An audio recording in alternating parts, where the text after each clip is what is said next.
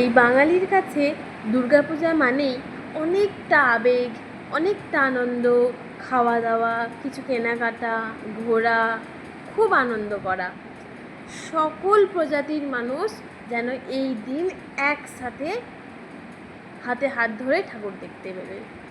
কিন্তু আমাদের হয়তো জন্মদিন বা বিবাহবার্ষিকীতেও হয়তো আমরা এত সারা বছর ধরে ওয়েট করে থাকি না এই 4টে দিনের জন্য, যেটা আমরা এই 4টে দিন করে থাকি। নিজেদের জন্মদিনেও হয়তো এত আনন্দ হয় না, যেটা এই 4টে দিনে হয়। কিন্তু তোমরা কি জানো যে এই দুর্গাপুজো কোনো কোনো বাবার কাছে খুব ভয়ের। কিসের ভয়? তার সন্তানকে জামা কিনে না দিতে পারার ভয়। আবার কোনো কোনো মায়ের কাছে এটা একটা ভয়। কিসের ভয়? প্রত্যেকটা ছেলে মেয়ে বাড়িতে ভালো মন্দ খাওয়া দাওয়া করে, আর সেই জায়গায় নিজের বাচ্চাটা নতুন জামা না পেয়ে বাড়িতে বসে মুখ গোমড়া করে বসে থাকে, আর সেই সন্তানের মুখে একটু ভালো খাবারও তুলে দিতে না পারে না, তার ভয়।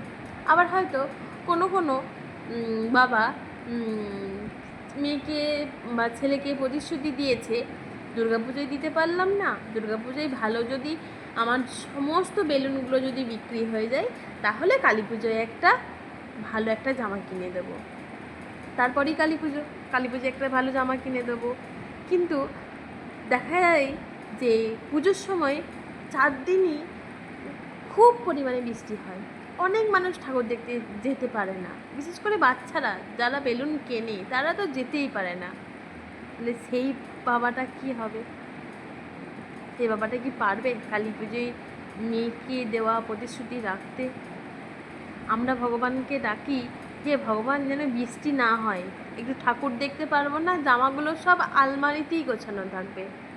কিন্তু সেই বাবাটা কি বলে জানেন?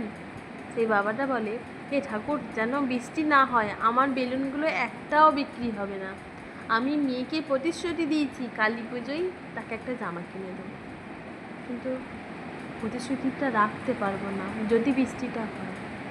তাহলে বলুন, এই দুর্গাপুজো কিছু মানুষের কাছে আনন্দের হলেও কিছু মানুষের কাছে খুব ভয়ের।